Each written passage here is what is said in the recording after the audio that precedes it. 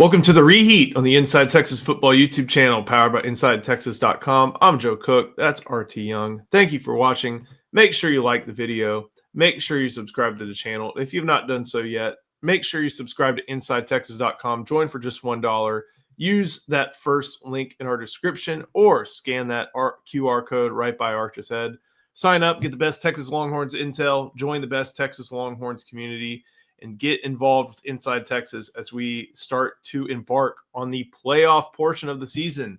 That's right. November is playoff season with college football. We get rankings starting tomorrow. We get elimination games every week. You're going to want to be a part of Inside Texas as we go through that process. And of course, maybe we'll talk a little bit about this. Texas and Duke, they start the basketball season tomorrow night. The ladies probably are starting as you're watching this video. Vic Schaefer and company. We'll be talking about that. So come to Inside Texas. Join us as we talk all of it over on InsideTexas.com. But RT, we got to talk a little bit about the football team. They are 7-2. They are 4-1 in the SEC. And at this juncture, it's a position where Texas fans can have a lot more hope than they could have if they had maybe lost two of these past few SEC games. A lot of them very precarious, but most of them, save for the Florida ones, victories all the same. Yeah, they made it through this 42-day stretch away from DKR, obviously 4-1. And hey, that was a dominant 3.5 quarters on Saturday. And so what more can you ask for? You know, games are only 3.5 quarters long, right? Well, the end was shaky, but I think you can really tell who watched the game on Saturday as far as the national pundits go based on their reaction to the game. If their takeaway was, wow, Texas escaped, Texas pulls a Houdini act or a rabbit out of their hat to escape the clutches of Diego Pavia, then I think they maybe turned the game on, especially with the quad box not working on Saturday. I think they turned the game on late when they started to see that score inch a little bit closer. But if their takeaway was, man, Arch Manning looks legit, the Texas offense has figured some things out. Maybe it took a little bit longer than both fans and the pundits nationally would have liked it to. But the offense over the past 2 weeks has put up the highest point totals that Steve Sarkisian has since the first half of last season.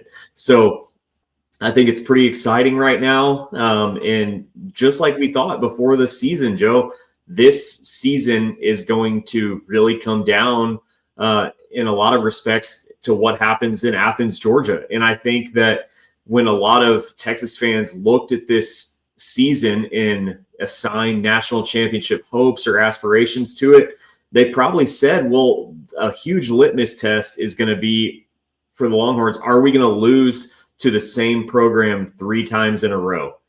Do national champions, even in this day and age, really do that? Do they lose to the same program 3 straight games in 12 months? Well, we're about to find out as the Longhorns, after this much-needed bye week, I think for all of us, fans, writers, talking heads, coaches alike, get this bye week. We're going to find out in Athens, Georgia. And, hey, Texas is playing meaningful, very meaningful football in mid-November, which I think a lot of Longhorn fans would have taken after that woeful showing in Gainesville back in early October. Yeah, I think entering the season, when you were talking to Texas fans, the games they were looking at were, of course, Ohio State, Florida, Oklahoma, Georgia, and Texas A&M. So those are the big games that everybody had on their radar. And right now that they've won one of those, it was the most important one, I feel like, with Oklahoma. But they've lost 2 to Florida and to Ohio State. It means they have to get through, obviously, the rest of the schedule, but they have to get through Georgia and Texas A&M to really think that they are going to be in the playoff. And we can talk about the 9-3 aspect if Texas gets there and splits Texas A&M and Georgia. But the thing you want to be able to do is not have to worry about that. It has turned some of these, those 2 games almost into must wins as a result. But the rest of them, you could not lose. You couldn't lose to Mississippi State. You couldn't lose to Kentucky. you couldn't lose to Vanderbilt, even though they were a top 10 team and playing good football. And Texas, over the course of these past few weeks, managed to defeat all those teams in a variety of different ways. And they got through that stretch away from home with only one loss. And they come back home and get that win. Now everything is on the table as they go into the bye week and as they await all the different results.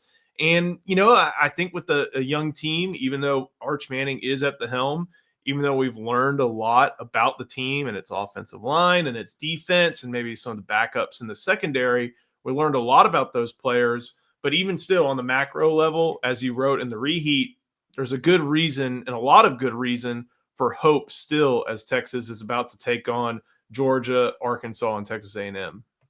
Yeah, I'm not going to worry about the defense right now until I see it struggle with Jelani McDonald and Michael Taft back there. I think when they start, if they get to the point where they're giving up a lot of leaky air yards and 4th and 17s with those two veteran safeties and captains of the defense at the helm, then I'll start to panic and worry.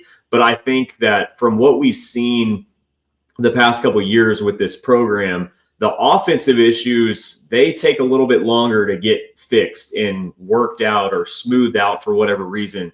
The defense rarely has consecutive rough performances. And even this past week, the defense, like I mentioned at the beginning, jokingly, it was a great performance for 3.5 quarters. And then some weird stuff from a variety of officiating moments to coverage busts to a very strange 2-point conversion, obviously all added up, combined with the fact that you're missing your 2 starting safeties to make it a pretty shaky performance. It was not as bad as what we saw over in Starkville against Mississippi State, against Vanderbilt. And, this Texas defense is still leading the country in sacks. And I think that kind of pass rush, Colin Simmons leading the way, is obviously going to raise the floor of any defense. And I'm excited to see what Pete Kwiatkowski and his staff have cooked up for Georgia. I bet they've been game planning that one for a long time and spent a lot of the summer months in the summer afternoons looking at Gunnar Stockton, looking at the Georgia Bulldog offense and who they brought in at wide receiver and at the game tape from last year. So I'm pretty eager to see what they have cooked up for that one for sure. It's going to be interesting to see how they handle a good Georgia receiving core. Guys like Zach Branch, Noah Thomas, guys who made plays.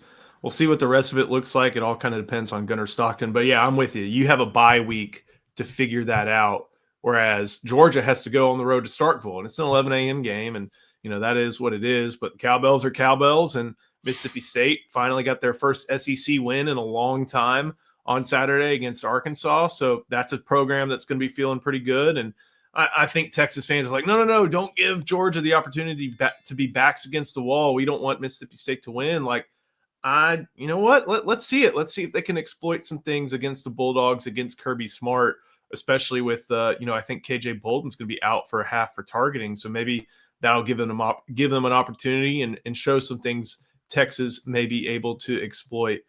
When you went through the Reheat, you obviously have your superlatives, fire the cannon, horns up on offense and defense. And I'm glad you started with Arch Manning because that I feel pretty confident, and we can talk about Vanderbilt's defense and the talent level it has, whatever. We know that they play the style they do to minimize possessions and opportunities against that defense.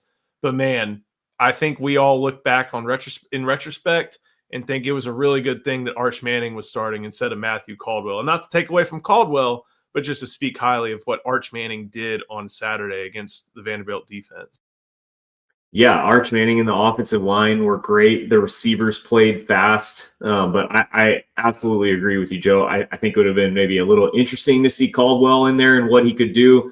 But this program is still riding on the back of Arch Manning for this year and next. And getting him another SEC win in that experience and another experience at home to work out any jitters that might remain. We didn't see very many of them on Saturday, but that 93-yard drive he had to begin the second half was really, I think, Arch Manning's best start to finish drive as a Longhorn. There weren't really any big plays. It was just several third downs. It was really almost like what you saw the best of Quinn Ewers do during his time at Texas. Just that ultra precise, I've got complete control of this offense. He was in his bag as far as different types of throws to the middle of the field, had a great out route to DeAndre Moore and Parker Livingston on that drive. And then obviously the touchdown pass to Emmett Mosley, the fifth, was the type of Arch Manning we expected to get all season. He took the biggest shot of the day in an otherwise pretty clean day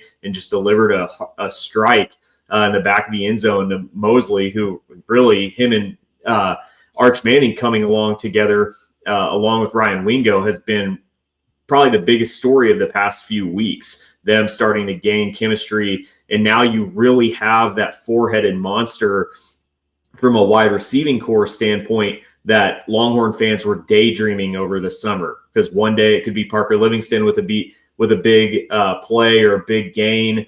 He's obviously got a knack for finding his way into the end zone, but they're finally letting Ryan Wingo just be an athlete and get the ball in space and calling some of the plays for him that you even saw Xavier Worthy run to perfection a couple years ago. Even though he's got a much bigger frame, they still do similar things. And then obviously Emmett Mosley and DeAndre Moore are just great playmakers, but also good safety blankets at the same time. And then Dalen McCutcheon had a great game. 10 Longhorns caught passes from Arch Manning on Saturday. Ryan Niblett getting involved. So I think that was just extremely encouraging that you finally saw this whole arsenal getting deployed because it really hadn't been like that all season. I mean, there were games where the box score was pretty sad looking. Especially, games like Kentucky. But yeah, this was impressive. This was Arch Manning fully reaching into his bag of tricks and showing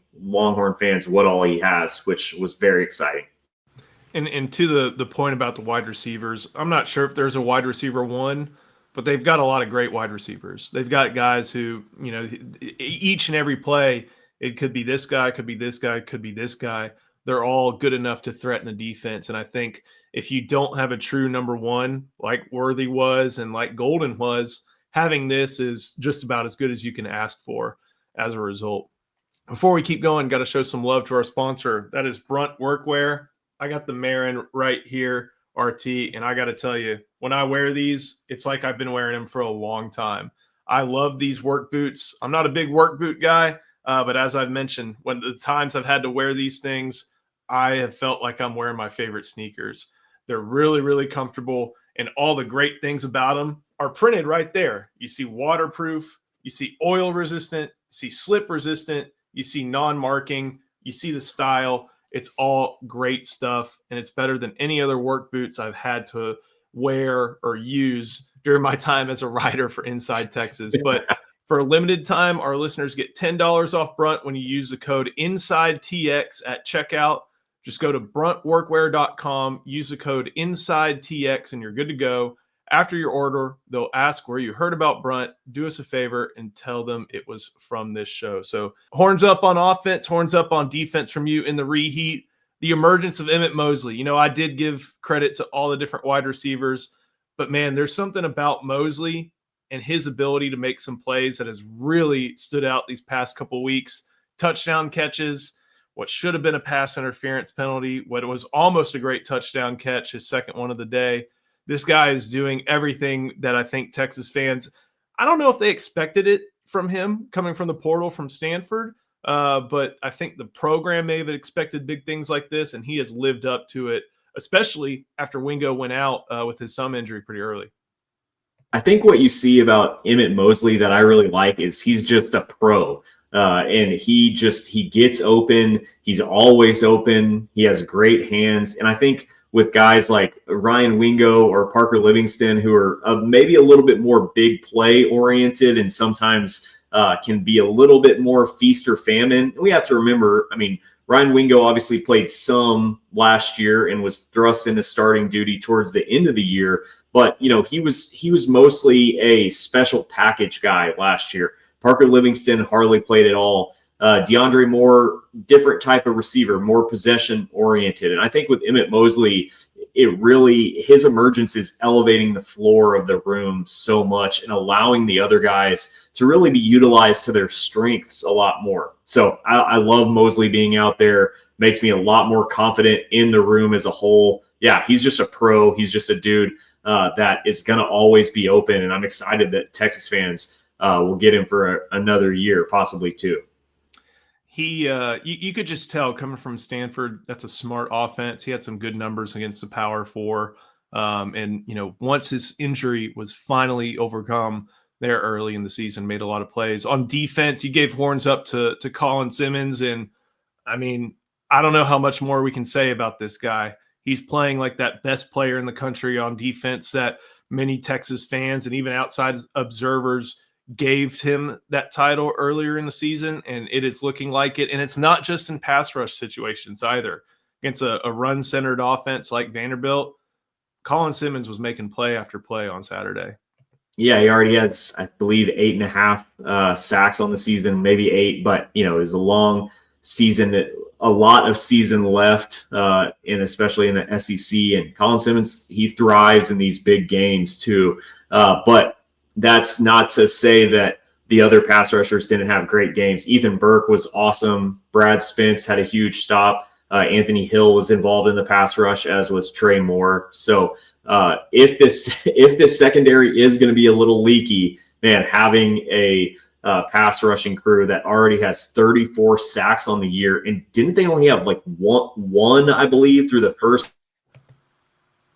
This all come in a deluge the past couple of weeks, and especially in these big games and big moments like Oklahoma, like Vanderbilt. So that's really been awesome to see how the pass rush has come on. But hey, that's what we expected going into the year. That's what we really thought was going to be a strength of this team. And it's exciting that finally the offense and the receiving core is coming along with the pass rush, because those were the two things that people thought, man, this team is going to be explosive on both sides of the ball, with the two ways that you traditionally think about offenses and defenses being explosive. And that's a great stable of wide receivers who can score, and a pass rush who just gets after the quarterback and creates big plays for the defense. Coming into that game, Vanderbilt, I think, was like top 5 in the country. And in terms of fewest tackles for loss allowed, like barely any per game. And then as I pull up Sports Reference right now and get a good scroll down, I'm looking and I'm seeing that they had 1 from Jalen Gilbo, 1.5 from Simmons, 1.5 from Hill. So that's 4 right there. 3 from Ethan Burke, 1 from Trey Moore, 1 from Brad Spence. Like, they got after not just the quarterback and Diego Pavia, but they were able to make a lot of plays in the backfield. Ethan Burke had 2 sacks. Spence had 1. Hill and Simmons each had 1. Like, these guys were getting into the backfield in a way we hadn't seen before. The one you always kind of highlight where we shovel some stuff into Bevo's bucket, and it was a secondary. And when you look at the secondary and see there's Warren Roberson, okay, there's Cade Phillips, okay, there's true freshman Grayson Littleton, there's Jonah Williams, there's Xavier Filsaime. Those are 5 players who are either backups or in their first year on campus. And Diego Pavia, even though Vanderbilt's not much of a passing offense, those guys kind of showed why those guys that were in that back 7 and in the back 5 specifically don't see as much time as some of the other players. It was a hard test for them, one they didn't do all too great at. And that's not to, not put a little bit of blame on guys like Derek Williams and Jalen Gilbo, but we saw why the starters were the starters, especially on Saturday in that fourth quarter, which made that game just inside the number Vegas ascribed to it before it kicked off. Yeah, man, I think this game against Vanderbilt in the last half of the fourth quarter is where I really saw how important Jelani McDonald and Michael Taff are to the team. And obviously you saw it even in that Vanderbilt touchdown before halftime with Ty Anthony Smith lined up in a weird spot. That's something that really doesn't happen with Michael Taff out there to Texas defenses. He is, I mean, if you ever watch him pre-snap. That's my favorite thing about Michael Taff, and he has a lot of qualities that are obviously worth watching and worth just fawning over as a Texas fan. But he's like Chris Paul out there, like from a point guard perspective. He is constantly getting people aligned pre-snap, and he's just amazing at doing that. And I feel like that lack of coverage, alignment, and just not even being in the right spot from a Ty Anthony Smith standpoint, and then whatever happened on that long touchdown in the fourth quarter, that's just stuff that really does not happen to Pete Kwiatkowski defenses other than what we saw in 2021 and occasionally during 2022. So I think it cannot be stated enough how important getting those guys back is. But have to remember too, the whole thing was started because of some weird officiating and the fact that they didn't throw a pass interference call on a would-be touchdown pass that would have put the Longhorns up 41-16 late in the fourth quarter. So though I, sometimes lament the fact that not very many Steve Sarkisian games, even when Texas is a great program, are blowouts. I don't know. I looked at the fourth quarter on Saturday and I was like, that felt like more of a fluke than anything else. Maybe I'm wrong. Maybe I'm seeing it through burnt orange glasses, but I even felt like Steve Sarkisian, who's pretty quick to point out that the team needs to be better at closing games out or starting fast. He was like, I think the fourth quarter was a little bit of an anomaly. It almost reminded me of that weird stretch last year at home versus Kentucky where there were like 5 fumbles in 3 minutes. Almost like what the hell is going on right now? But you'll be proud of me for this, Joe. I did really have my welcome to being a sports writer moment as I was sitting there writing during the fourth quarter and Vanderbilt started to come back. And I was like, I think I'm about to have to, for the first time, completely delete the 1,000 words or so that I've written, which I know you've had to do on many occasions when you're writing one story and then the game just presents another one. So luckily the Longhorns held on to the victory and a lot of what I said still applied, but I had to add some excerpts there at the end, or not excerpts, but some PSSs and some caveats because it got hairy there for a second, which was not enjoyable.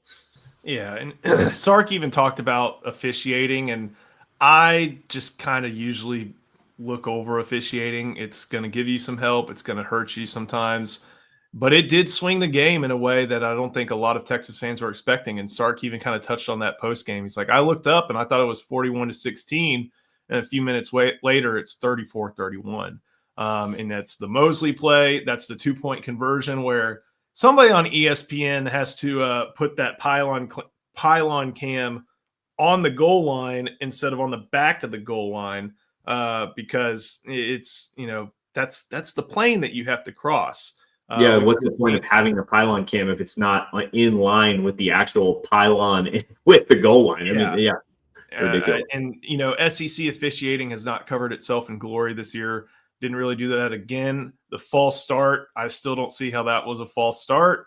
Somebody on Inside Texas even mentioned like the clap from Colin Simmons. Like if you're going to be that by the book, which that is by the book, but then you're going to ignore some of the things that you're seeing like pass interference and like a ball not crossing the plane and like false starts. Like the SEC in general just has not covered itself in glory this year on the officiating category. So I know we're not going to hear anything about it because these guys they've got to get full-time referees. These dudes are part-time refs. This conference is making so much money. I really think you would almost maybe I should walk on eggshells when I say this because the University of Texas does not like parting with its revenue, and I'm sure neither does the University of Alabama or Georgia or some of these big brands. But if you could say, hey, we're going to have a true league office with full-time officials, at least you have 3 of the guys, the 3 most important officials, the main ref, an umpire, and a line judge are going to be full-time on each crew, and then the rest can be part-time or volunteers. I especially think that that's extremely important. What we just saw in the NBA with sports gambling and all this stuff, these dudes have to be full-time. And I think you could even see some schools willing to dip into some of their TV contract money if officiating if the tide could be raised across the board, because, oh my gosh, it is just awful in the SEC.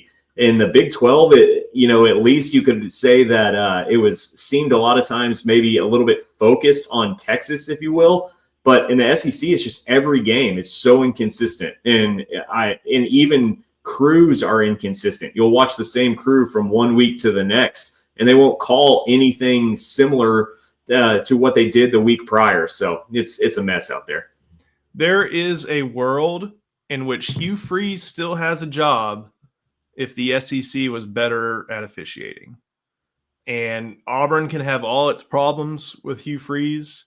Everybody can have all their problems with Hugh Freeze, but so a few calls in the Oklahoma and Georgia game go a different direction. Hugh Freeze is coaching the next game and not collecting a $15 million buyout. Do you think in that instance, though, Oklahoma would still be ranked ahead of Texas, even with the third loss?